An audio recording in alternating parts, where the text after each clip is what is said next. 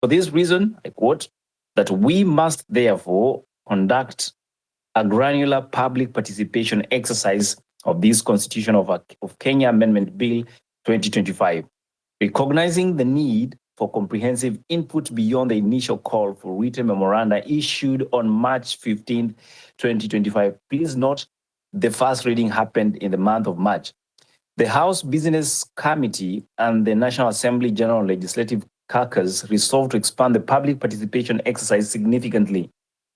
I continue. The nationwide public consultations are scheduled to take place over 3 days. That is from Monday 5th, 2025 to Wednesday 7th, May 2025. And I believe that was last week. The Clerk of the National Assembly, Mr. Samuel Njoroge, has been directed to disseminate the full program details outlining specific venues and times across the country through comprehensive advertisements in print and electronic media, starting on Monday, April 21st, 2025. The Speaker further urged members to take part in the exercise, and I quote, I implore all of you to avail yourselves to spearhead and participate in this very noble activity.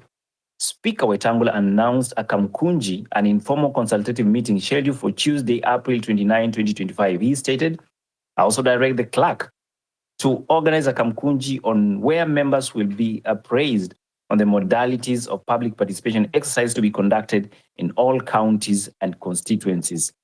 This exercise will take place in your offices, in your constituencies. These are parliamentary offices and will be the venues through which the public participation exercise will be conducted, affirmed Speaker Wetangula. And that's quite a reading there. I understand it might be long and some of you might have lost it in between, but I thought it was important for us to set the tempo of the conversation and understand where we are coming from. As Mizani, we champion for policy-making process, and public participation happens to be one of our forte when it comes to discussing public policies. And specifically now, we're talking about the amendment of the Constitution, Bill 4 of 2025. Now, the question that erupts every time we have this conversation is we were not involved, or possibly the Kenyan public was not aware. As I can tell, definitely, probably some of you might have come across the initial publication or not, but that's why we are here in the first place. And the first question I love to pose to the room is, are you in support of this amendment? That's a very simple question. You can give us a yes or a no answer in the chat section. And probably one of us, Stella, if you don't mind, you can just put a poll in the chat as we try to have this talk. I'm happy to see that Diamonds has joined the call. Equally, Ronyo, Boni Mwangi, Marabu Stocks. Great to have all of you folks here. And I want us now to start discussing these and look at the greater picture, or should I say, the bigger picture, which is our hashtag. Stella, this conversation has been happening, and we actually have proposed a few details on what we would love to be covered in this whole discussion, which I believe came to an end. The initial date was to be the 7th, but it came to an end on the 10th in terms of public participation. Unless there's some information I'm missing out, that is the latest I have so far.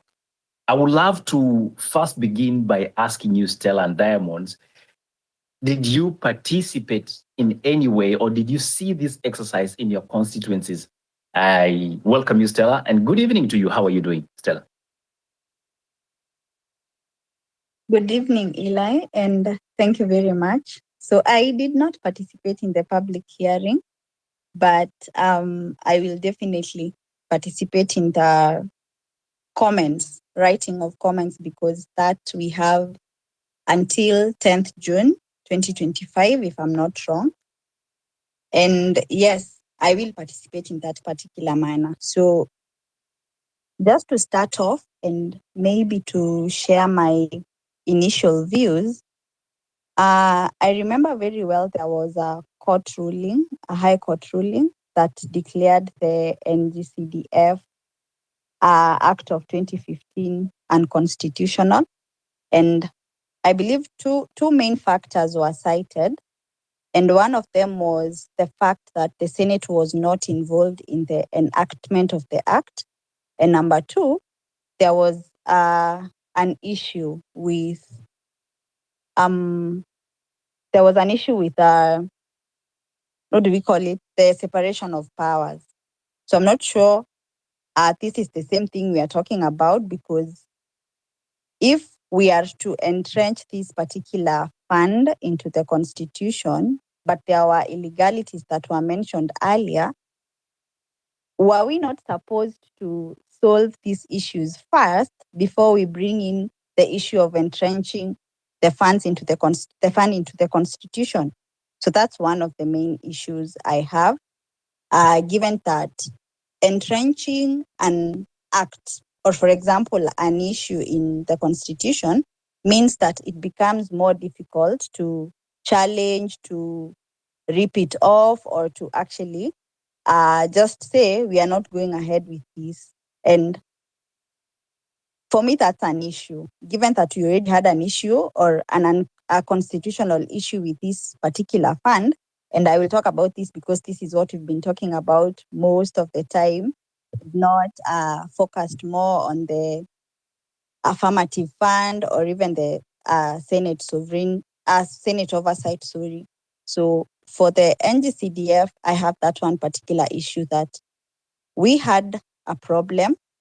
It was declared unconstitutional at some point. So why not solve that issue first, now that it was given time up to June 30th, 2026? But now we want to entrench it into the constitution without first solving or adhering to these particular rules and regulations. Thank you, Eli, and back to you. Thank you very much, Stella. And just to add a few more details to what you've mentioned, the quick history towards the same conversation we're having is that in 2015, the High Court declared the CDF Act of 2013 unconstitutional, like you've said, arguing that it violated the principle of separation of powers. And definitely you can tell why that has been the case, because we've been allowing members of parliament to manage and implement public funds, a role reserved for the executive. It also undermined devolution by creating a parallel governance structure that overlapped with county government functions. The court suspended the invalidity order for 12 months to allow parliament to address these issues. Now, that said, it went ahead in 2022, which comes to the Supreme Court ruling. And the Supreme Court ruling on August 8th, 2022, interesting date, I must say, the Supreme Court, led by Chief Justice Martha Koome, upheld the High Court ruling declaring the CDF Act of 2013 unconstitutional. So the court found that the CDF violated the separation of powers, something that the High Court had actually opined on. And it was doing so by granting MPs executive functions in project implementation, and offended the division of revenue and functions between national and county government. The ruling emphasized the constituencies are units of representation, not service delivery, and MPs should focus on legislation and oversight and not fund management. Interestingly, in 2024, the High Court ruling on NG-CDF, which is also National Government Constituency Development Fund, on the September 20th, the High Court declared the NG-CDF Act of 2015 as amended in 2022 and 2023 unconstitutional. The court ruled that the act continued to violate devolution by duplicating county government functions, breaching the separation of powers by involving MPs in fund oversight, something that has been very consistent in those rulings. Additionally, it bypassed Senate consultation as required by Article 201 and 205 of the Constitution. The court ordered that National Government Constituency Development Fund, as it is programs, to cease operation by June 30th, 2026, something that you've really captured well in your earlier presentation, Stella. And this is because at the end of the day, we are trying to amend something. How have we fixed it? Because the fix looks like, if it's not constitutional, make it constitutional, and let it flow. I don't know, Stella, if you want to make a remark on that before I can invite Diamond to this talk. But basically speaking, from a layman's view of this has been what the government of the day has done.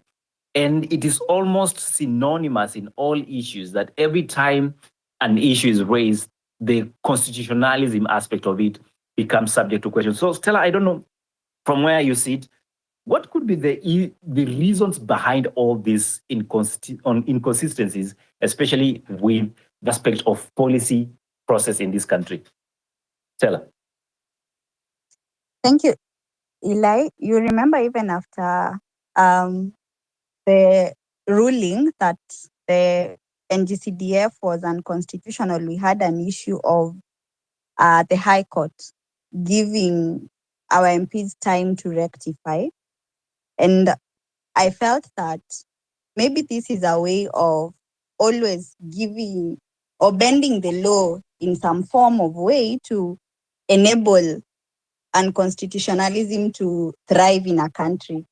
So I think you've put it very well, but I don't know how legal that is to actually entrench something in the constitution after it was already termed as unconstitutional. I don't know where we stand with that in our judicial system. So maybe someone who understands law could actually tell us how it's legal, whether it's legal, because an MP just going to the parliament and proposing a bill that we should entrench or embed a certain fund into the constitution, and yet they were given time to correct the mess or correct the unconstitutionalism that was therein. I do not see how that marries. Thank you, Eli.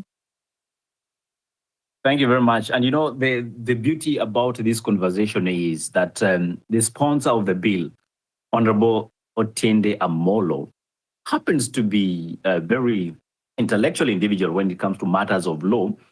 And I'm hoping with the help of Samuel Chepkonga, they can be able to give us more flesh towards the same.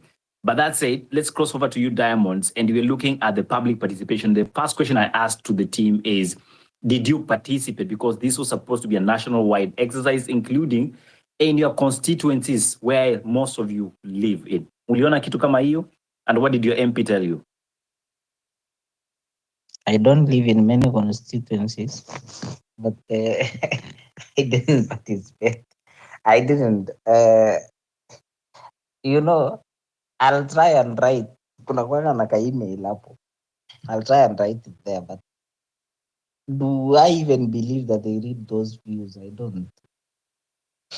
How are you? I'm fine from this side. So I just went straight into the conversation. So maybe I just share my views here. I would prefer that. Please do. First Please of do. all, Proceed. But as you say about the emails, it's subject to conversation. We'll look at it later on. But go ahead, please. okay. So first of all, I think for me, we've continuously diluted the role of parliament as a country. And parliament is actually supposed to be the house of oversight. That's actually expressly what we wanted parliament to do. And we wanted to actually try and oversight the executive. That's how this model called the separation of powers is supposed to operate. Unfortunately, over the years, we allowed parliament to also have a bite on what I would call the national cake, which is they've had a chance to continuously be the executive and be the legislature of this fund. They are the ones who are supposed to oversight this fund and also execute the use of the fund. These funds have continuously been increased over time, and today we talk about 200 million, about 200 million Kenya shillings per constituency. This is a good sum of money, and it's proving to be very difficult to actually remove it from the legislature, and they are fighting back. They are really, really fighting back. We we didn't expect them to let it go just like that, just as probably a marriage or a relationship. We expected them to try and fight back, and I think this is their chance to fight back. They are fighting back by telling us, look, you know what? We are the ones who actually change the constitution because that is where we have power. So they have power in uh, amending the constitution, in introducing acts of parliament, and even budgeting. Now, this conversation in a straight society should not even be happening. We actually shouldn't be discussing if parliament can have executive power. We shouldn't. Like in a straight society where things are supposed to work correctly, we shouldn't be here sitting discussing if we can allow our parliament to execute some some some roles. They have three things they need to do. First of all, I think it's usually oversight, which is their biggest role. Secondly, is representation, which is they represent the people where they've been elected from. And I think thirdly is usually legislation, representation, and oversight. I think legislation, which is now making laws. Because of this CDF, we've actually ended up electing members of parliament who cannot even pronounce their names just because we think they can manage some funds.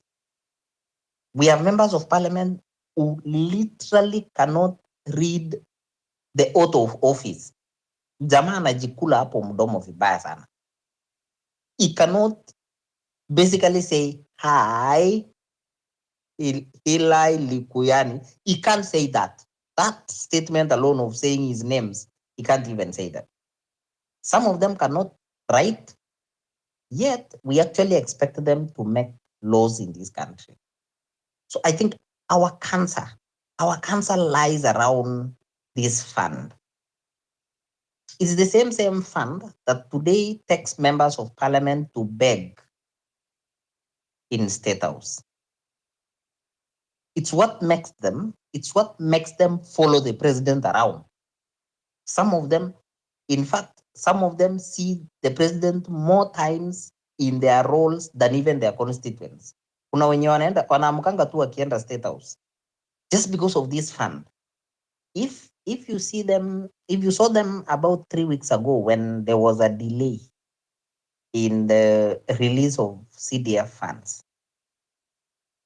they were talking with a lot of pain. They were almost crying. Today, as we speak, we are in the third week of, I think, the second term, and schools have not been given capitation funds so far. None of them, none of your members of parliament actually cares about that. It's not even part of their job. But the day CDF will delay, hell breaks loose. So my biggest worry is it's a red flag first having this conversation because it shouldn't be happening. The misuse that has happened on CDF over the last 10, 15 years, it's crazy. It's crazy. Members of parliament in Kenya, in fact, if you look at it, one of the most profitable ventures is actually politics. It's one of the most profitable. You don't have to invest anything for you to become a billionaire. Nothing. You just need to put your name in a ballot paper and then make sure that one way or another you are being elected. After that, because they have to manage all these funds, they find a way of just siphoning it out. My view, my personal view is this conversation should not actually happen at all. At all. Parliament should not be thinking about executing, managing, being a patron, or whatever form they want to put it. No member of parliament should be able to actually do this story of they want to manage some funds. Because when we do that, we actually have the executive being oversighted, correct? the funds can go to the education ministry. My view actually is we should take that money almost completely to the educational ministry, or into the health ministry, or we can have the NG-CDF standalone as a parastatal by itself. I don't know if a parastatal is much better. We don't trust anyone with money. But the thing is, MPs for me doesn't work. Secondly, is for us to fix the mess in that house, we need to remove that money from that house. They might not accept it. And maybe I would want a legal mind to confirm to us that if you are to entrench a fund into the constitution, wouldn't it need a referendum? I don't know. I'm not very sure, but I'm asking that question. I'll listen through to see if there's anyone who would answer it. For me, it's a big no. Parliament should not be doing that thing. We shouldn't even be about it. Thank you, Eli.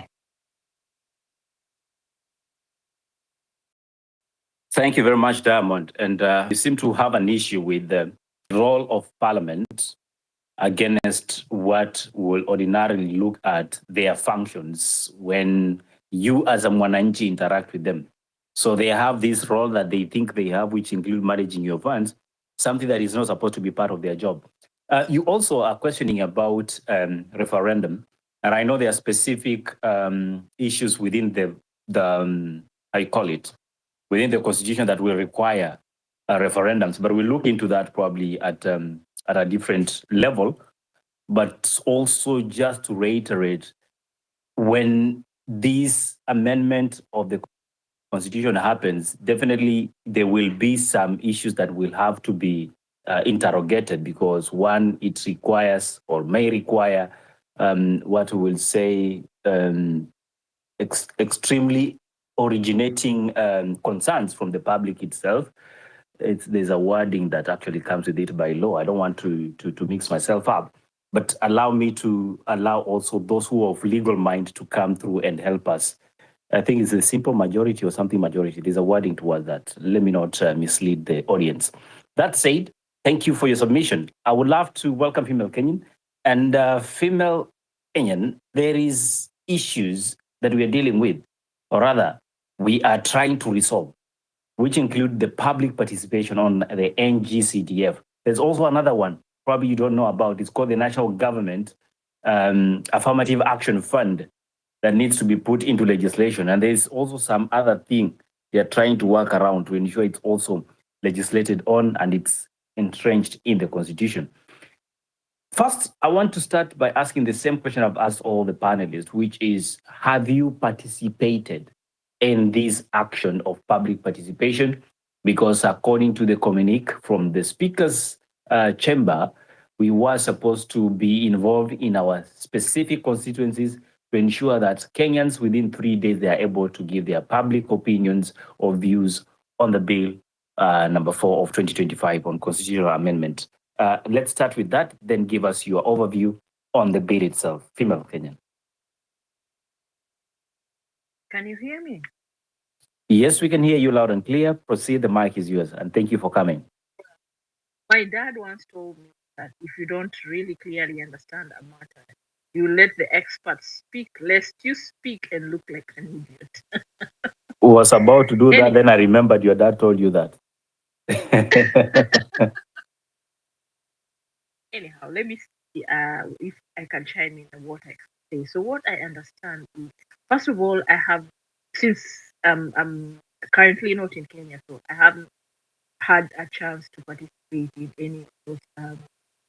I've not had a chance of engaging myself in public participation, and I haven't had people back home saying they have been offered that opportunity. However, what I wanted to say, is that it's actually entrenched in the constitution.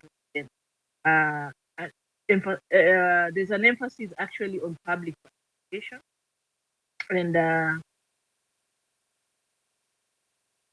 what I would say on this matter is, I don't think, like looking back at what I know, is that while public participation in CDF allocation is required, and partially practiced. It's always not very, very well done, considering that I think since CDF is managed by the MPs and the committees, most of these committees are usually, if I'm not wrong, I stand corrected, are usually selected by these MPs themselves. And unfortunately, some of them you find that it's their whole clan managing the CDF, and sometimes the wives, sometimes the cousins, the aunties. So it's a whole family managing the CDF. So they trade very carefully these CDF funds actually.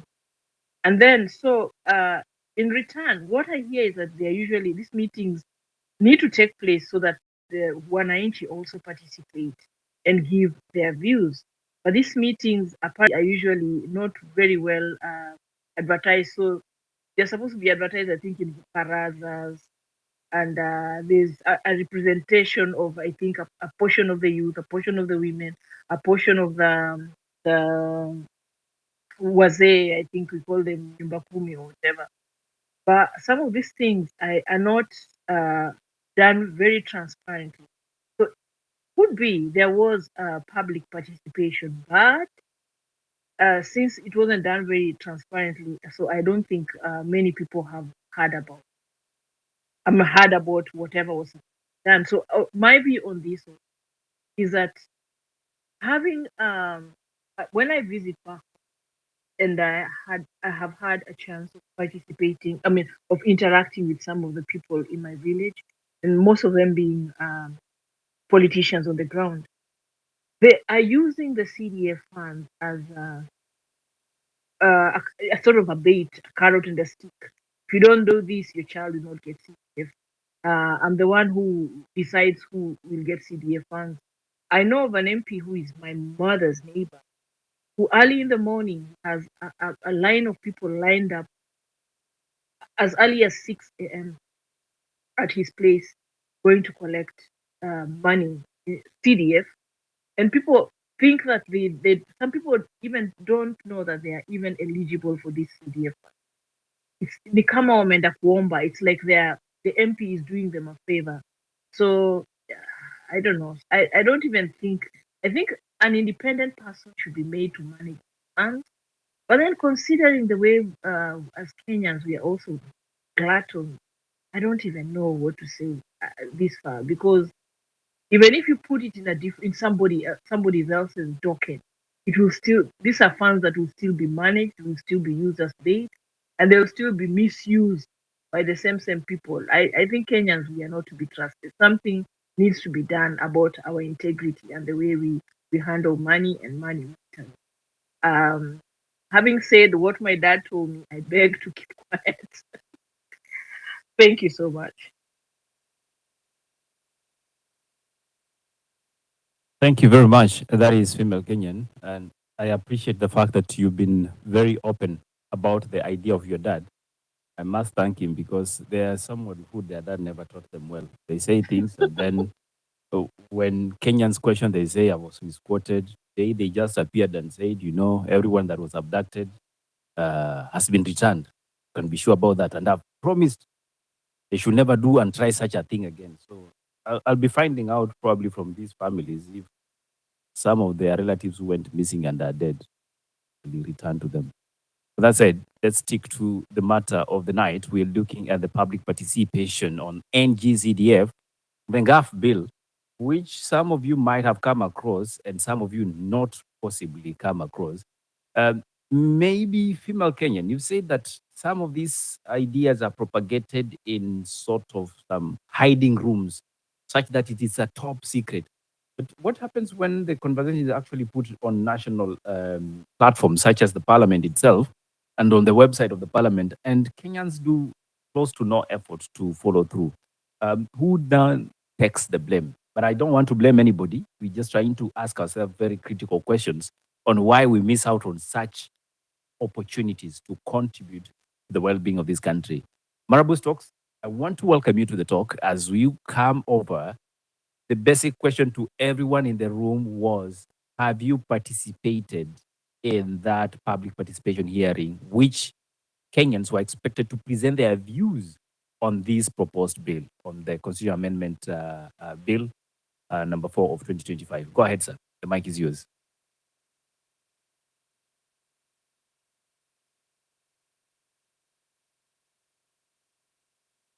Marabu, if you can hear me, I'd love to give you the opportunity to speak. Greetings, Eli. I hope I'm coming through. Yes, you are. Greetings to you and thank you for being here. It's always a pleasure. Well, I did not participate, to be honest, and I think Tim Wanyonyi, our MP, held his at Westlands. I think a week back, was it? And our public participation is not for the public; it's for the selected few. You know, and I have somebody who went for it. And when you see people coming to public participation organized and people who know each other and they don't know you, then what are you going to do there? So most of the people were the people who support it, beneficiaries of NGAF and NG-CDF. Those are the people who were invited, Nyumba Kumi elders and those kind of people. Those are the people who had the privilege to be part of the public participation, but your normal Joe from the streets could not even know that the event was going on, because that's how public participation is organized in Kenya. We are just fulfilling our constitutional requirement, which is an irritation to the government. So they have to do it the best way they know how, by making it a mockery of the system itself. So we had people attend it. I've watched it on YouTube, the Westlands public participation, because it's part of my community. And what I could hear, in fact, surprisingly, is that there's a group that got money from the member of parliament and also got money from the women representative and NGAF, and also got money from the governor. So this one group has gotten funding from the senator, from the women rep, from the governor, and from the MP. And these are the people who attended the public participation. So since I've not gotten such, I think I was not invited. But let's look at what Stella had said earlier, that this thing had been termed unconstitutional by the courts. Forget about that. Let's look at the constitution itself. Let's look at Article 255(1), and it gives the requirements that any proposed constitutional amendment that goes into dealing with the structure of the constitution itself and the functions of parliament must be subjected to a referendum. And if you look at NGAF, since it goes to the functions of parliament, when we say that the functions of parliament is legislation and representation, and now you want to introduce them handling money, then that goes into the function of parliament.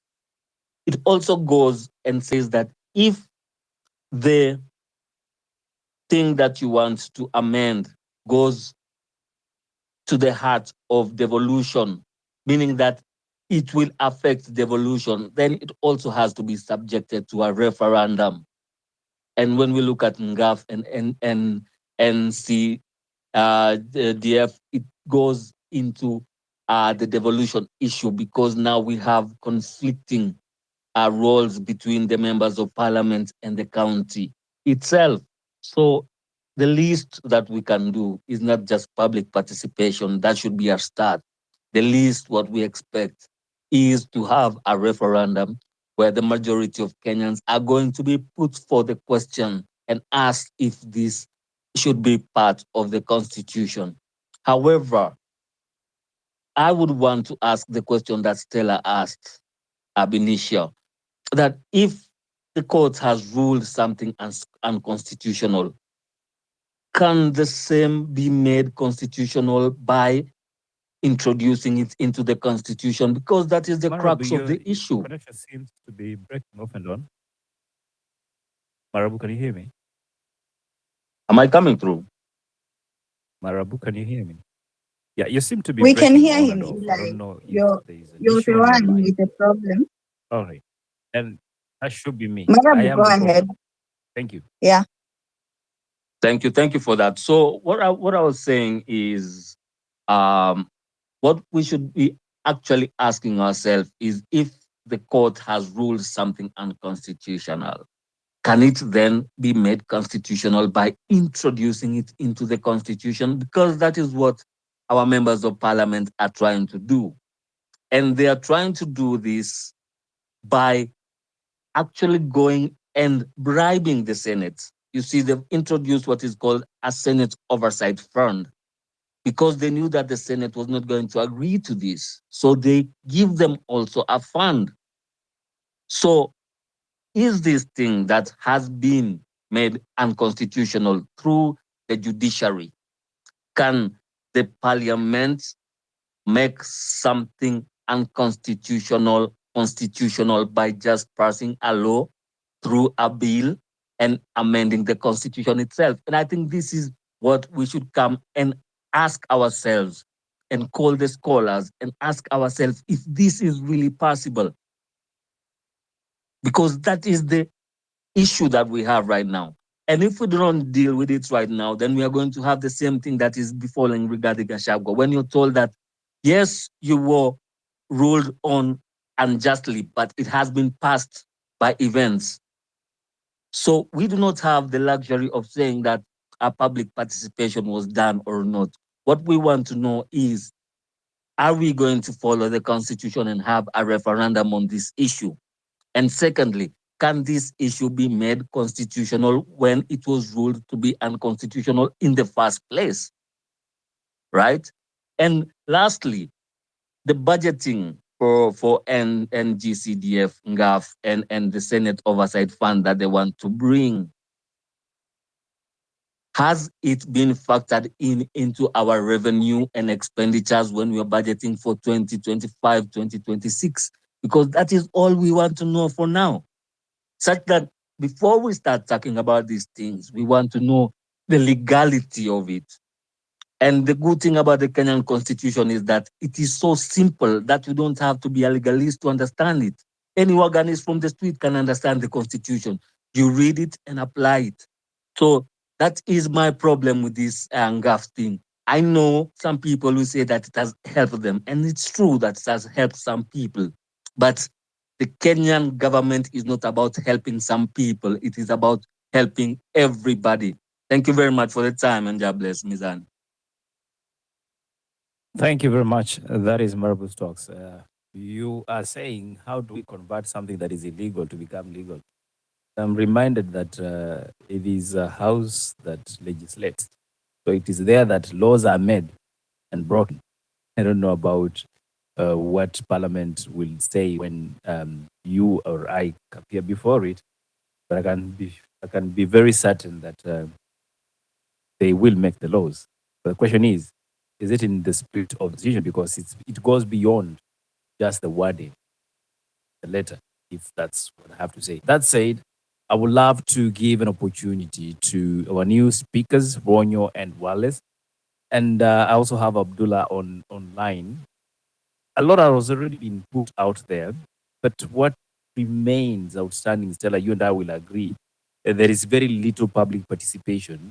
And that gives me a little bit of fear, because then how do we fix the issues that they are raising? Remember, they cannot unilaterally decide this is the law. And we have proved that that is not possible. Well, to some extent. It's a good example of what happened with the bill of 2025 finance bill, 2024 rather, 2025 finance bill. And today, as we speak, Kenyans are working around the clock to ensure that they object the upcoming bill. I don't know what Stella will advise us on the same, if and by any chance it becomes a problem. But many have highlighted and already indicated there is minimum possibility of it being, quote unquote, a pinch to the Kenyans. I don't know how factual or true that is, Stella, if you look at the digits and numbers. something that I'm also looking forward to discuss in the near future. But for now, it is exactly 48 minutes after the clock. And I would love to have you, Wallace. You have been discussing the constitution and constitutionalism in this country. You've also discussed at greater length on leadership and accountability. I don't know what makes you happy tonight if you will be reading on the issue of the NG-CDF draft bill and how it's being proposed to be entrenched in the constitution.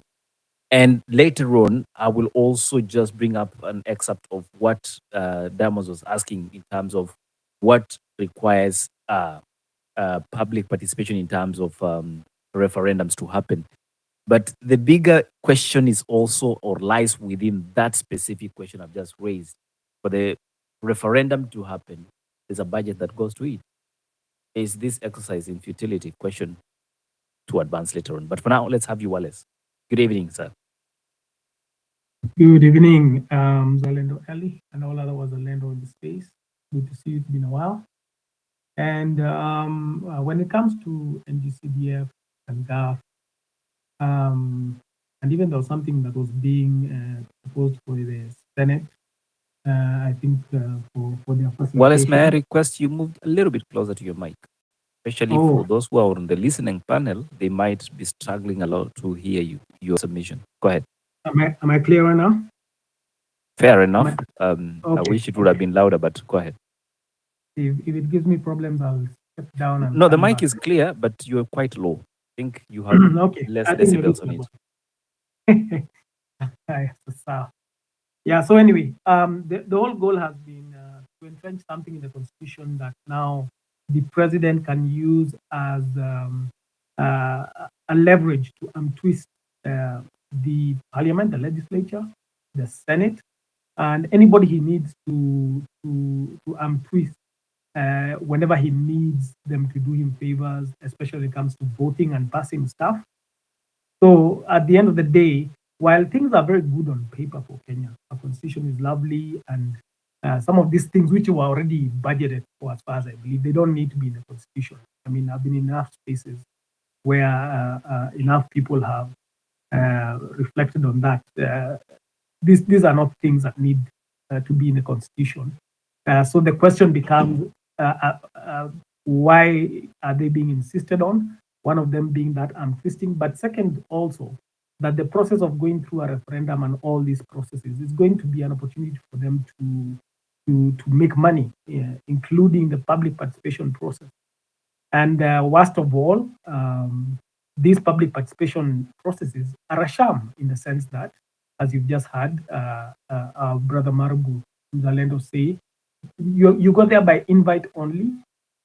Usually you find whoever is being invited is mostly a yes man or a yes woman. There are people who will have their pockets lined with a few hundred shillings or thousands, and they will sort of just, it's more for rubber stamping and a technical appearance, so that on paper they can say we held public participation and the public said such and such and they approved. And of course, which public participation venue is announced to people in an area broadly, it's not broadcast to people to come engage. It's not usually set on a date that they even are aware of. The announcement is never even out there really, unless now that we've seen the newspapers and the media were saying this needs to happen so that this procedure can go forward.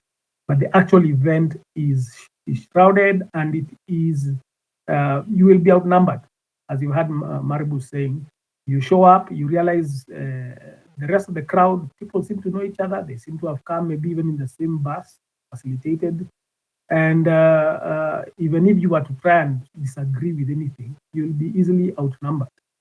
And that's why we've been, myself, we've been pushing from the very beginning last year as things moved, that Kenyans need to realize we must take control of the public participation system, not in the sense that you can't wrest it from government, but the idea is, it's one of the things I believe that when we are told in the constitution that we exercise, we the people, our power directly through representatives, through representatives or directly, one of the things we could find a way to do for ourselves is public participation. Like when people meet on spaces, just that there's been no way to vote. And now that's why we said, can we have digital voting systems? You know all about the blockchain stuff I've sung about everywhere for so long. But the core basic things boil down to this, that this constitution is designed to only move after public participation has approved something to be passed or approved something to be legalized. And so that process in itself is the thing they must adulterate at all times. It's a thing they must twist. It's a thing they must manipulate so that they always pretend like the people approve. Look at what they did, like, for example, with the Rigiji nonsense, when Kenyans were trying to say Kufa, Makanga, Kufa, Dereba. Kenyans crashed the server when they said send your views via email. Kenyans crashed that server, and still they pretended that even when it crashed, it was in support of what the government wanted. Because we are not in control of the process. It's not a transparent process. It's not designed for the maximum number of people to engage and participate. You think they don't know how to set up digital platforms themselves? They are sharp. They're intelligent. I mean, they rig the Kim scheme. They are sharp. But there's intentional inefficiency, intentional, just like the way they don't optimize the land office. They can digitize and blockchain all the title deeds. There would be no land theft. But then how will they steal? So we have inefficiencies and ineptitude for the sake of corrupting the system. So the thing that I believe Kenyans, if they start looking at this situation from a different angle, is that we need to start looking for a way, how do we wrest control of public participation, whereby there are times we don't wait for them to call us. There are times we hold the barazas, we do, and of course, because we can't fit in one place, that's why it has to be, you have to have a thing of physical plus digital, plus online. That's something Kenyans have been doing for a long time. Like, let's say this past Sunday, do you know how many churches were on Facebook Live since the days of the pandemic? Kenyans are onto digital spaces very, very much so. So if we bring that situation where we start taking control of the public participation process, because legally, for goodness sake, there's even something, if we have any lawyers here, called even the alternative justice system, where the public, rather than go to court, has the right to have like a baraza and have a judge something as long as it's not a criminal case. Pass a ruling and then give it to the High Court or to the court for them just to proceed on. But the people have said, we don't want the high cost of going to court, too expensive, we can't afford lawyers or whatever. But there are means where we, the people, have a lot of power, but we are not using it. And that's our challenge. So the first thing has been, by what means can we do public participation? We, the people, whether we are home or abroad, it's digital. Okay, we already have a digital commerce. Right now, you can pay Mama Mboga 20 shillings with her Pochi la Biashara. Kenya is pretty much close to a cashless society if it wants to go that direction. Okay, but which means we have a lot of trust in the digital sphere, so to speak. We trust our money there. We trust a lot of things with mobile banking. You transact with your bank directly. You do transactions for larger amounts than what you have in your M-Pesa. Okay, so we need to look at this problem differently. Sometimes the way we look at the problem is the problem, because right now we are feeling a lot of pain because they are in control of a corrupted process, and we are feeling like we have no control. But constitutionally, we can make our own control, not rebellion, not violent. It's we, the people, talking, we, the people, creating systems where we vote transparently. And then we begin, as we've said, even if you don't start by controlling the top, you start by controlling your MCA. You start by telling them we meet on, I don't know how many of our wards or our constituencies have their own Facebook, but I know all counties have a website. They won't let you do that there. But we control it from that dimension. They see that we have ways of meeting, calling them into the space as our representatives. They're our employees. Tell them we are meeting on this day, and this is what we are going to talk about. You give your opinion, people will vote, and that's what you're supposed to go present in the county assembly. If we have a transparent system where they cannot say you have rigged it, you have manipulated it, they have no option but to say, truly, this is the will of my constituents in the ward. Truly, this is the will of my constituents in the constituency. We must go for new solutions. Okay? As we are always told, insanity is doing the same thing and expecting different results. We can march, they have a solution for that. Show up on the streets, solution for that. Complaining, they know we'll complain. But there's nothing, we're not doing anything different. So the thing is to say, let's look at it in a different way. This public participation process, because it's always what they must use it to sort of ratify their corrupt pursuits. If we throw a spanner in that works, then they are going to be extremely stuck. They're going to be extremely stuck because we'll tell them, if we Kenyans can do it, you people can set it up, and if ours is open source, anybody can confirm there's no dubious programming behind it. It's remember, a blockchain is not centralized, it's decentralized. There's no server to open, of which they always need centralized stuff to hide. That's why we crashed the server, but they have the server. So how could we prove we outvoted them? Absolutely no way to prove it. So we need to outsmart this system they are playing on us. It's not hard. With technology, we are the same level. In fact, we are ahead of them any day. We'll beat them any day. Yeah, so I think let me stop at that because of more speakers. But let's look at it differently. We can take control of public participation. Thank you, Mr. Leda. Thank you very much. That is Wallace, and Wallace has been very, very consistent with outsmarting the system. I wonder why we have a problem with these systems that exist. You know why I'm asking that? I've questioned here when we started the conversation, who among us has actually presented themselves to the public participation? And among us, we have heard from female Kenyan who said, hii kitu inafanyoga chini ya maji, we don't even know when it's happening. When Marabu was here, said the people that arrived at that specific site, they were all either know each other or they were ferried to the spot in order to pursue a specific agenda. But then we also have the other option, which is online. And last time the system crash was because of Rigathi. But you say, according to you, things did not go according to the Kenya. So I'm here wondering, how are we going to manage that problem? But probably it's not the problem we want to discuss now. The problem we must discuss later. For now, let me have you, Ronyo, and then Abdullahi. Then we can go to the second round, which will help us now advance towards what I would say conclusion of the public participation and why, as a Kenyan, you have or have not participated. Before I can invite Ronyo to speak to us, allow me to get also some of your comments right here. And there's also the live voting link that we would like to get your opinion poll.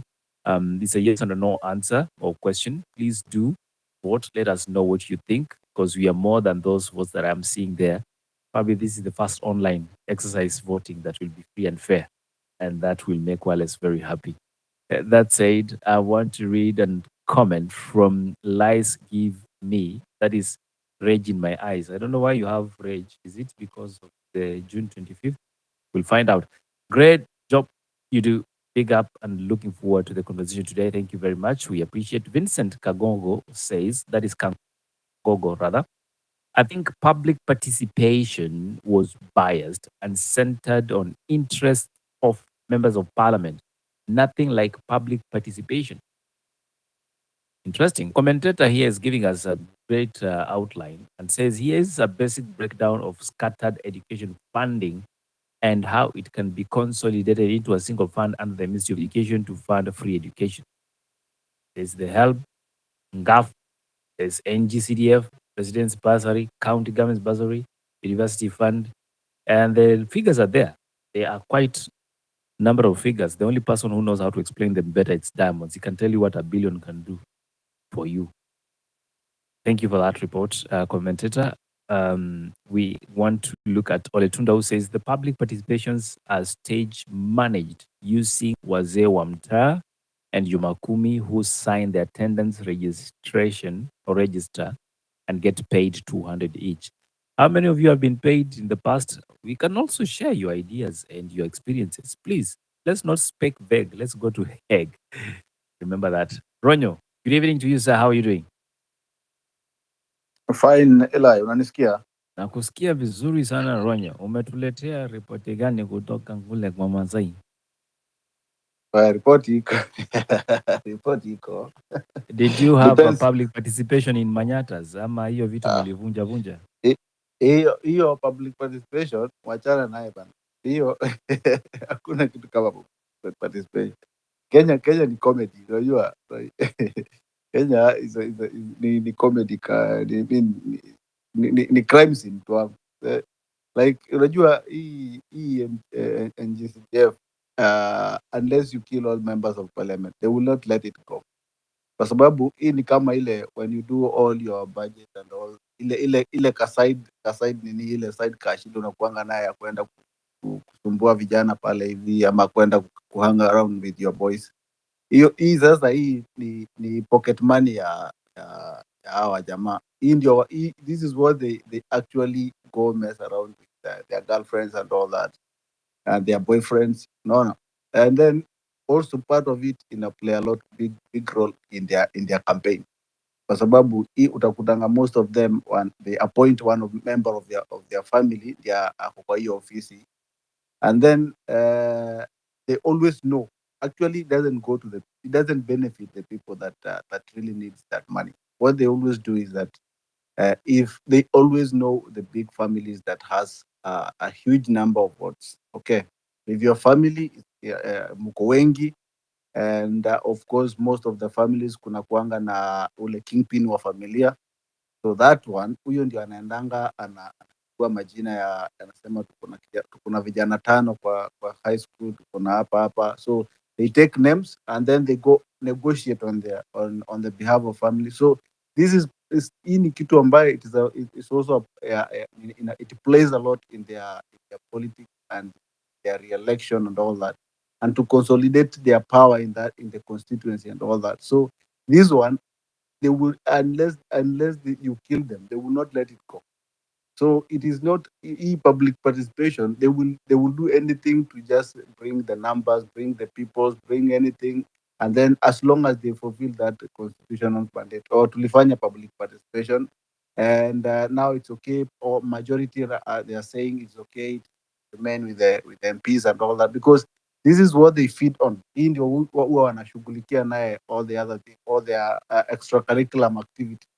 So hakuna vile wata allow, and as long as haijakuwa hiyo public participation, it is not all over the country where probably watu wanasema we are going to spend a lot of money kwa referendum. It's better we spend 60 billion and try to save probably 100 billion for the next many years. If that money will go to everybody, hakuna mtu atakuwa ati they will not be having watu watakuwa wakienda, unakuta wazazi wako wanapangishwa laini kama wanafunzi for the whole day, kwa jua wanangojea wapatiwe barua.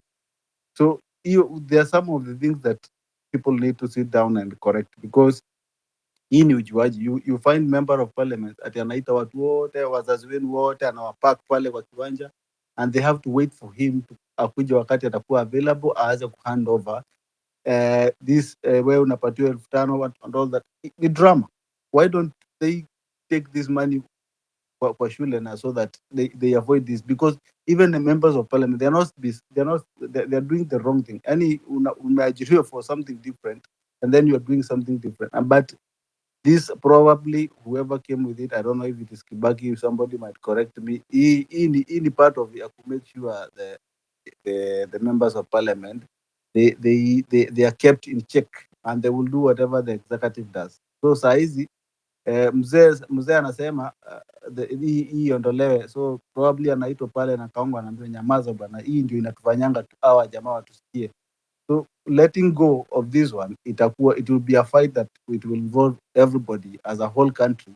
We have to say no. Some of the things, unless we actually tuache sasa kufikiria kama watu wa this tribe, this region. And some of the things, ndio drastic change happening kwa hii nchi yetu.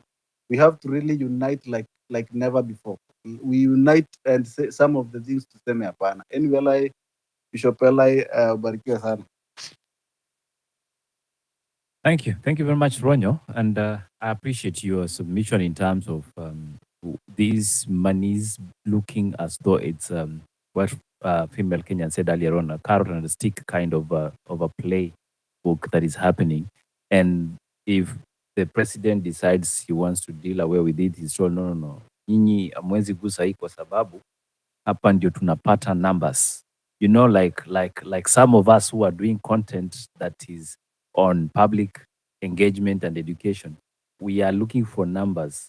We are not looking for content. So hata wanasiasa wanatafuta numbers, not content. Pun intended. Thank you for that. Abdallah, how are you, sir? And good evening. Yes, how are you? Good evening. Sorry, I said Abdallah. It's Abdullah. I apologize. Yeah, Abdullah.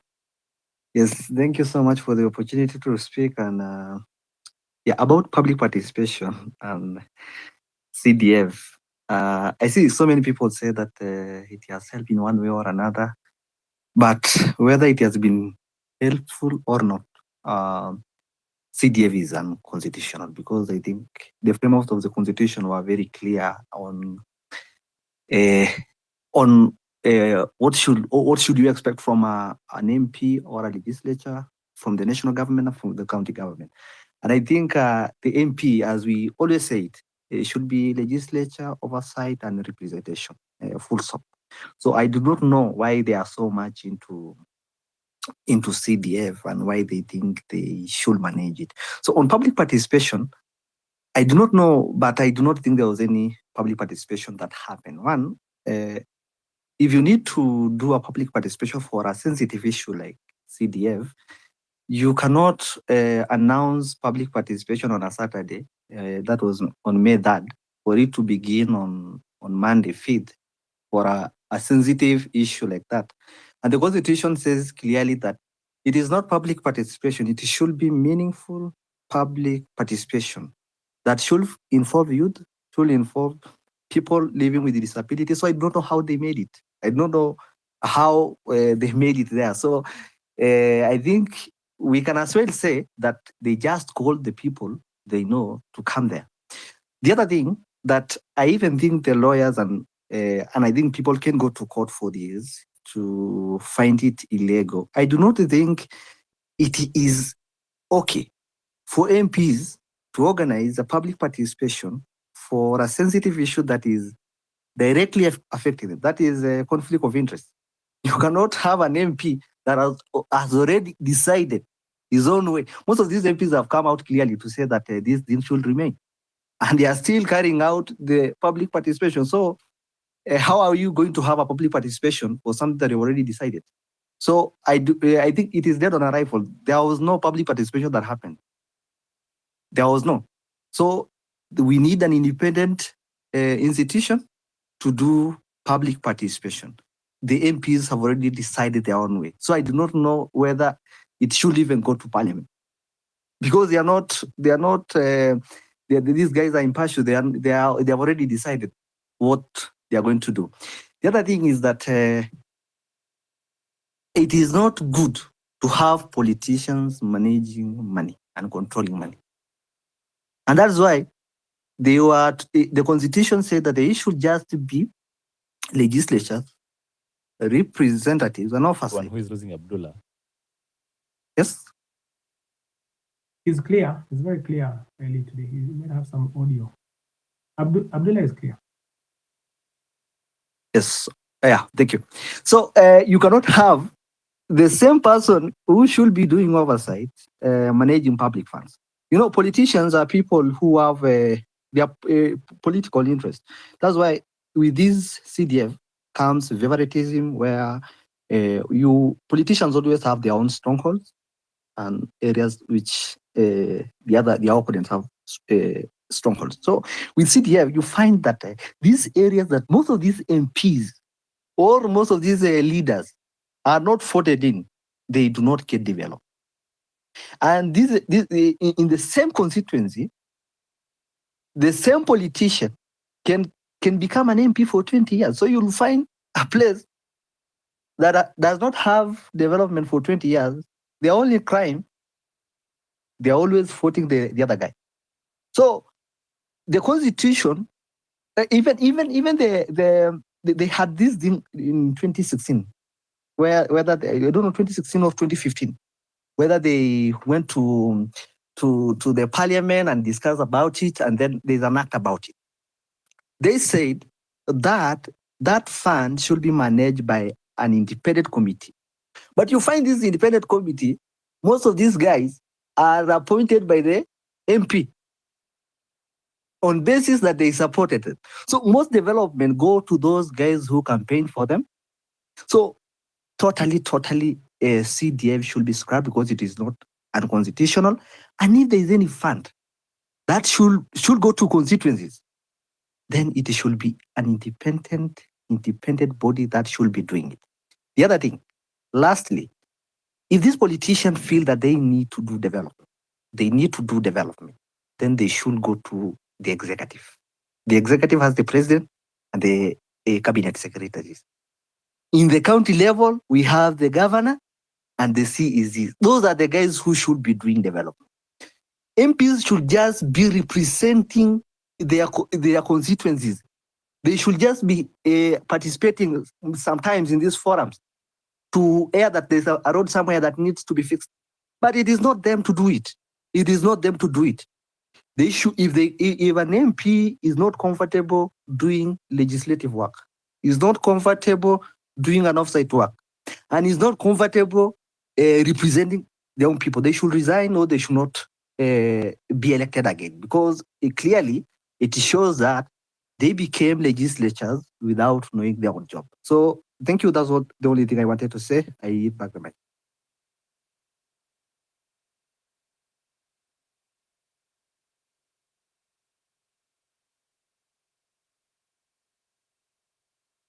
Eli?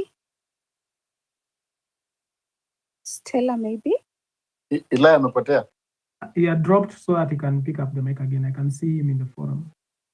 Maybe Stella, as you said, as Eli steps back. Yes. Thank you very much. And John Bala was the next one to speak, I believe. So John Bala, kindly go ahead. Can anyone hear me? Yes, we can Loud hear and you, clear. Eli.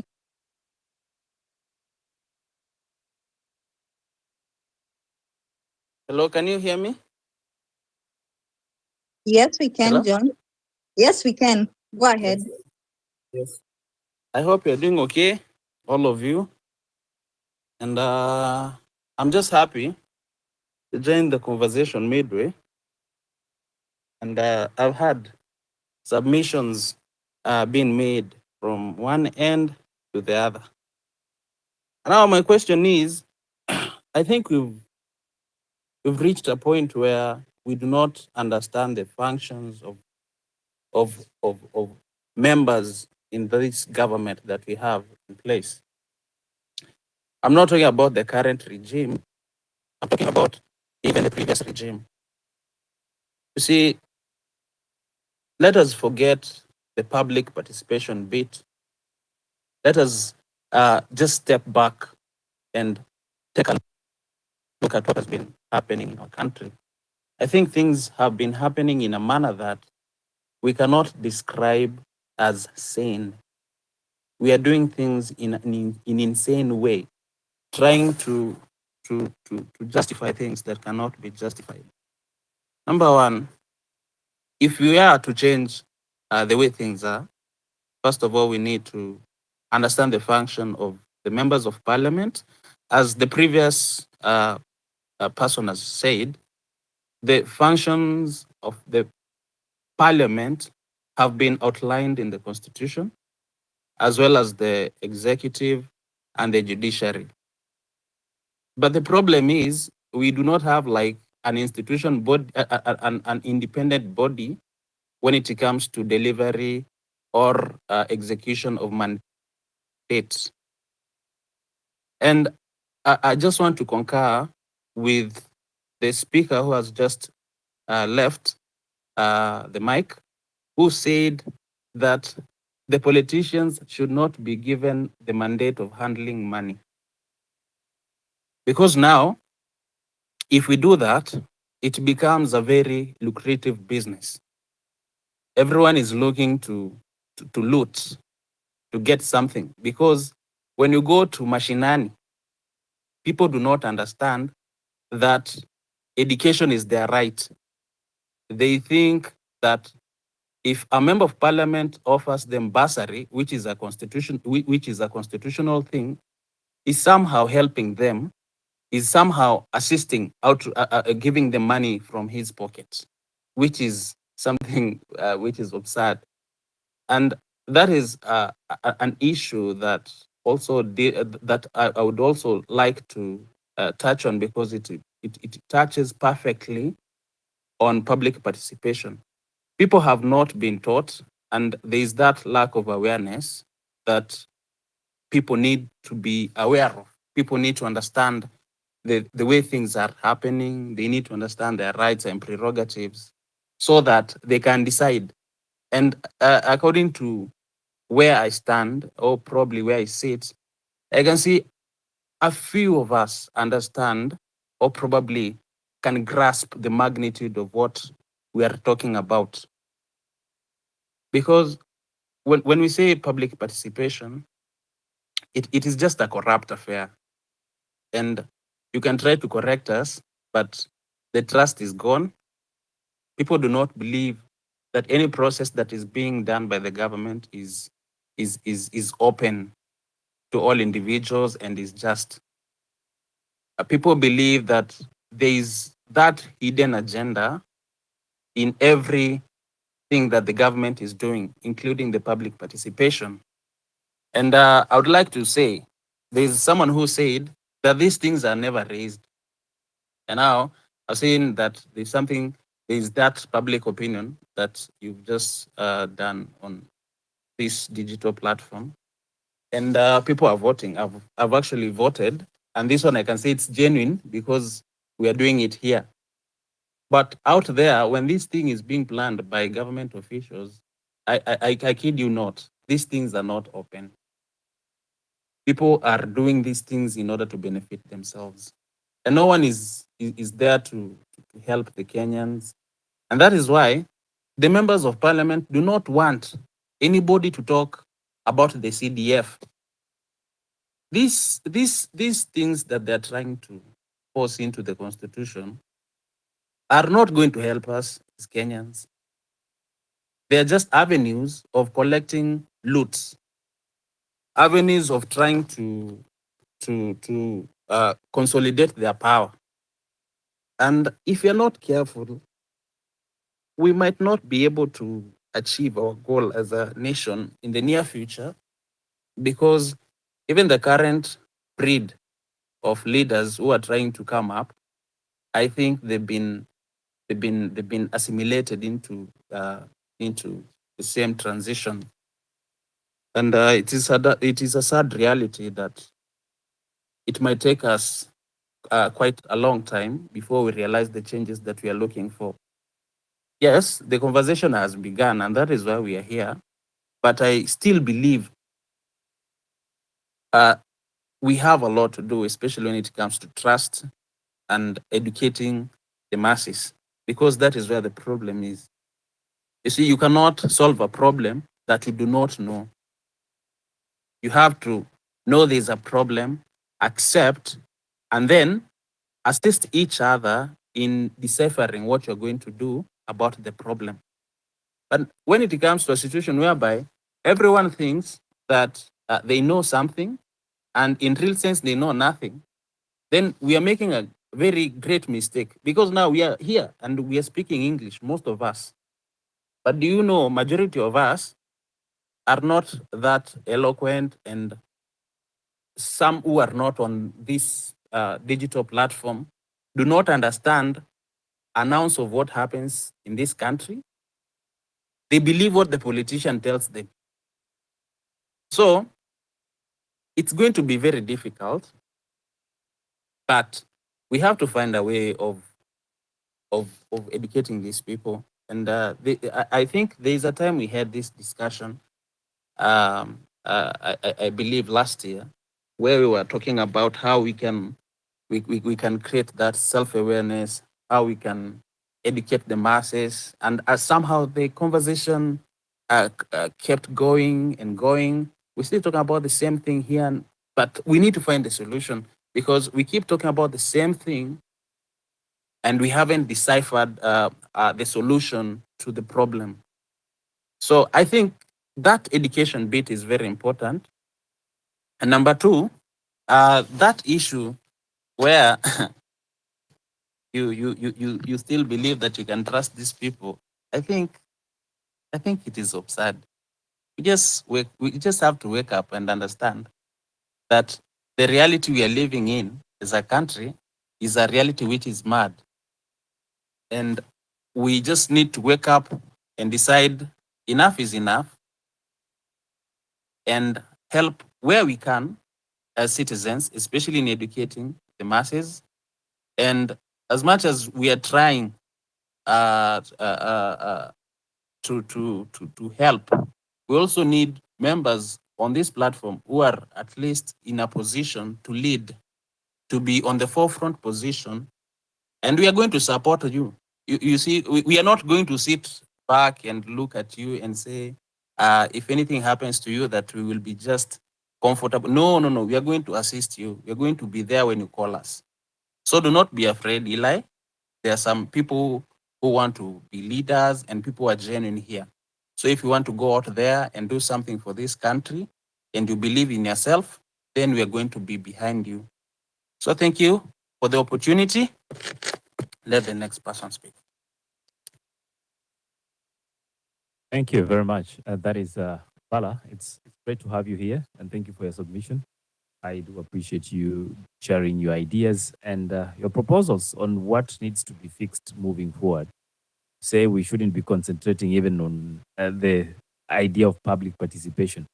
But then again, it formulates part of our conversation of the night. I see our time is already spent. Stella, great to have you here for the first time. Can you guys clap for Stella as she makes her way onto the co-host this panel? Pigieni Stella makofi, kila mtu makofi, makofi. Na ninataka kuona makofi. Wenye ampigi makofi ni kwa sababu mko na wivu. Na she doesn't earn any money from it, so just be happy for her. Stella has struggled to join us on the channel in order to help us steer the conversation. But I'm happy that tonight she's decided to step in. And as she does that, we'll be engaging her in a few on the issue we'd asked earlier on what requires to have ordinarily the public to go to referendum. And she'll be giving us details on that in a few. But for now, we do have Flavia who is joining us. I'll take quick comments, or should I say brief comments from Flavia on the topic of the night. Then I'll go to Matt, and then we will swing to you, Stella, to give us that next set of understanding. Because as we speak about this bill, as we say there was no public participation, the truth of the matter is the process is still moving on. So what are you going to do to be part of it? Stella, I see your hand is up. Yes, I don't know why you skipped Bonnie. I am voting for him. He was here before Flavia, if I'm not wrong. Well, I didn't skip him. I didn't notice he had come back because we lost him for a while. And he's still a listener as we speak. So he might not be able to converse with us. And yes, I would love to listen to these brilliant ladies who just joined the talk. It's amazing that we only have 3 ladies on the panel. Mjipigie makofi pia na nyinyi wanaume as we celebrate our mothers. Continue clapping for them for spearheading the conversation on governance aspect. Flavia, because mimi napenda wamama na kukaribisha, tafadhali ongea na sisi. Ila wamama wataharibu maisha yako. Oh, as in they are the future of, no, they are the present of the future. Karibu, Flavia. Okay, I'm going to focus on 3 points. And the first point, oh, okay, I need to say thank you to everyone. Sorry for my bad manners. Thank you for organizing this space, and thank you for the conversation of the day. I think it's quite important for us to have a say on it. And I think it's more important for us to actively involve ourselves in this topic, because it's bigger than what it looks like, and it's bigger than what they want us to look at, like how they want us to look at it. So proceeding from that, I will raise 3 issues. Number 1, due process. The same constitution guarantees that there has to be due process in some of the activities, in most of the activities that the legislature, most of the institutions of the government are taking on. And the purpose of due process is to ensure that whatever is being done by the government is done right. What amounts to right? The law will say what is right. And additionally, there will be a process in place that, if followed, it assures the end product that comes out of that process is right. In this case, there is no process in place. There is no bill. So if you're looking, let's say if someone challenges a court process and says, I'm appealing this decision because there was no due process, they would look at the process the court was supposed to follow and say, you did not follow this process, and because of that, your decision, the decision that you've arrived at, is not correct. But in this process, the Constitution under Article 10 and under Article 118 guarantees the right of public participation. 118 guarantees right of public participation in legislative decision. Article 10 on inclusivity. But there was no process which was laid in place through an act to ensure that the public participation gives the correct output. And for me, I look at it and I say it's intentional, because they realized this is the only part that the public would influence the outcome of a government action, and they did not lay the process in place. So as we sit here and say what would amount to enough public participation or not, there is no benchmark to tell us what is enough public participation. And I think as lawyers, us who are here and maybe others, I think this is the ground we should proceed and dispute, one, specifically this decision, and others that we are not in agreement with. Because if there is no due process, then the outcome is not as good as it was supposed to be. And then someone has spoken on the aspect of impartiality. That also ensures due process. And I wouldn't dwell on impartiality and everything else that someone has spoken on. But if there is no impartiality, then there is no due process. You cannot tell me I am coming to report you on something, but then you're the one who is going to decide on what I'm reporting. Surely there is no due process in that. So the lawyers who are here and everyone else, I think, this can be a ground on us to refute whatever it is they're saying, among other greater grounds. And then one other point that I would like to raise is unconstitutionalism.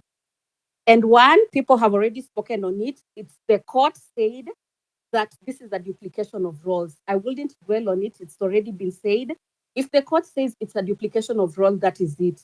You cannot come back and rename and try to sneak it in so that the court cannot come and speak on it, because it's already enshrined in the Constitution. And then the process for them to change this, and Stella is going to speak of it, I'm informed, it has to be through a referendum. And one of the requirements for a referendum to be in place is if it impacts the function of the legislature or the Senate. This fund has some fund for the Senate. I mean, the bill has some fund for the Senate. The bill has some fund for the National Assembly. This speaks to the functions that are already stated in the Constitution of the National Assembly. If they are going to change that, the only way that can be done is it has to be through a referendum. And we have to be keen on this, because not only is the parliament trying to disregard the order of the court and the independence of the court by disregarding their decision, they are also trying to bypass what the Constitution says as of now by sticking that provision into the Constitution. So it's not a simple thing, because we complain about rule of law every other time. This is blatant disregard of the rule of law. and we should really speak up against it and fight against it and ensure it does not go through. Even if it does, this is one of the provisions that we can go to court to and get some guarantee of relief from. And then finally, I would like to give an example of some jurisdiction, like in the US, for the parliament to pass a bill that impacts matters of their finances, that impacts maybe matters of their powers. That law will not take effect in the present parliament, but it will take effect in the future parliaments. I think as we go about proposing policies, that is one of the things that we should propose.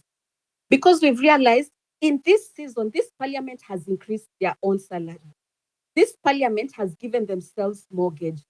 I saw the MCA also, they are trying to push to have a similar NG-CDF thing. And of course, now the Senate is being given and women rep. We should not allow Parliament to be making decisions in anticipation of their own benefits.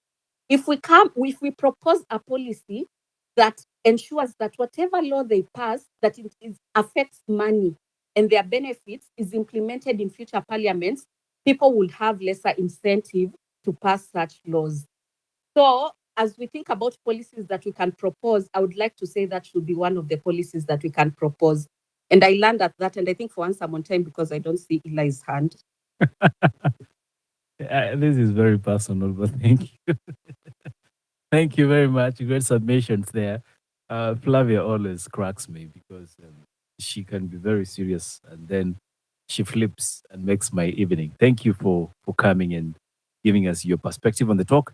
You're asking lawyers to in the room to step up, and lawyers, if you're here, we cannot be struggling with the legal matters and you are silent. Let us know your views on these same issues that we are raising and what should be done or what can Kenyans do. According to Flavia says, if the courts have ruled against, what business do we have going and going ahead to legislate a comeback sort of what I will term as law in order to fix the holes in the wall? Let's have the next speaker. Again, we lost Bonnie. Bonnie, I don't know if you're struggling or you are on transit. Probably you're losing connection. But I would love for us to really try and push to the next level so that we don't stay too late on the call. I know it's a busy week ahead. So much is happening. And Stella, if you allow me, let me just read a quick comment here by this is Claire, who says, when public participation is nothing more than a facade, which is undeniably is, it naturally follows that the voices of attendees, especially dissenting voices, are disregarded. The real concern, therefore, should be how to ensure that contributions are not just heard, but are not just heard, but meaningful, incorporated, and implemented. And I think, Stella, that's where your star shines. So we'll look into that in a few and possibly try and encourage each one of us on how to effectively participate in such motions. Kenyan politicians and voters don't know their role. This, according to Matt, and gives us a link to one member of parliament. I don't really like mentioning his name, because he's a very funny and interesting man at the same time, says does not speak in parliament because that is not his job. Kife 23 says, if NG-CDF money is allocated to Ministry of Education, education will be very affordable or even free from primary level to tertiary levels. MPs want NG-CDF because they are beneficiaries. Kenyans only get leftovers after MPs steal almost everything. I'm wondering what DCI and ODPP and the rest are doing. Kwani hawawezi hawajulikani walipo. 254 Native says that is the solution Omtata has always given: cut off politicians from any access to public funds, and most of this stupid corruption will end, including state capture. Guess what? Now they want it to be entrenched in the constitution, so they have more powers on how that fund will function. I think public participation was biased and centered on interest of MPs, nothing like public participation, and that is a comment we earlier on discussed on. I see Bonnie Mwangi is back with us. I'll give you an opportunity to make his presentation, and then we will go to Female Kenyan. Are you raising your hand? Do you want to clarify something? It will be proper to actually have you clarify, then we can move to the new speaker. Female Kenyan?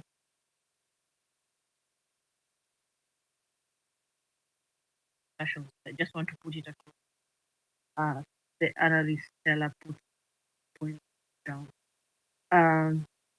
Somebody asked what should we do as Kenyans, because there's a role that we also ought to play to ensure that the constitution is also followed to the letter.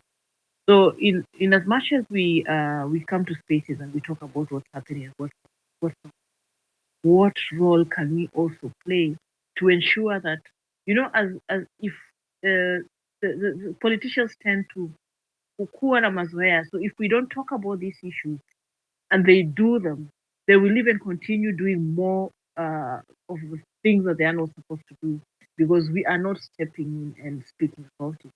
So what I want to say is that most of these politicians do not even understand what CDF is. So it's like they just take over from the previous MP and they continue doing what this other guy was doing, because half of them are actually illiterate. I'm sorry to say.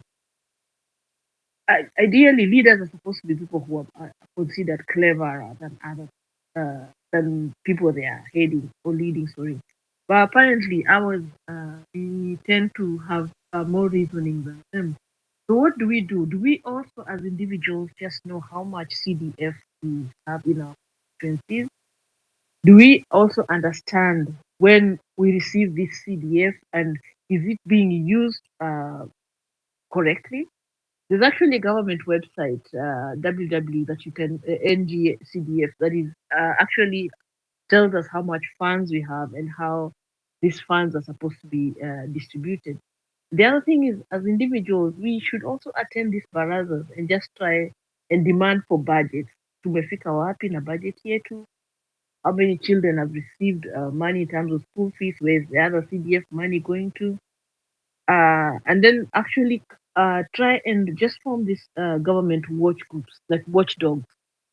A lot of border guys are becoming government watchdogs in some of the local areas. So these are people we can utilize, just to try and help us demand from these MPs and say, pesa yetu iko wapi? How much are we using? Just like somebody else said, the wananchi tend to think that this money belongs to the MPs. So we need to empower the public to know that hii ni pesa yetu. So that we need to know how much is being used, how much is being spent, and what is being left. And this money that is being left, what is it being used for? And we are supposed to also actively report any form of corruption. Yes, and even file complaints and petitions and expose mismanagement, so that these people know that we know the amount of money that we have. Actually, public money is usually is equal to public funds, not personal. It's not supposed to be used for personal gain. So these leaders should know that we know how much money has been allocated, and we know we have a report of actually how it's being spent. And if it's been mismanaged, we should also let them know that it's being mismanaged. That's what I wanted just to add on. Thank you, Female Kenyan. And when you talk about money and mismanagement of public funds, guess who loves that conversation? Bonnie Mwang is here with us, and good evening, good afternoon to you, sir. Good evening. How are you? Can you hear me? Yes. Can you stress us once again, because we love your numbers, not so much. I noticed Stella was trying to get you to say why you have been skipping me. And I think the reason for that is because normally when I get on these calls, I happen to oftentimes bring some bad numbers. And so I think you were trying to save the general public from that. But thanks for looking out, Stella. So on this issue, I think that oftentimes we allow ourselves as Kenyans to be hoodwinked and bamboozled, to focus on the wrong thing, the shiny thing, as opposed to what really matters. And what I mean by that is, we're spending a lot of time talking about whether or not the CDF is illegal or legal, whether it's constitutional or not, without asking whether or not we actually need the CDF, and asking whether or not what's happening to it is the better way to do it. You've heard me talk about the fact that I believe that we lack common sense in business, in county government affairs, in national government affairs. Government is not that different from a business. If you're running a business, you do things when they make sense and when they create value, when they advance an objective. You don't just do it because you can. And so I want you to consider the fact that our country faces a 40% poverty rate nationwide. In some counties, it's worse. You have counties like Mandera, where there's 80% poverty rate, places like Turkana, 70% poverty rate. But on average, our country has about a 40% poverty rate. You've heard me talk about the issue that we have, crippling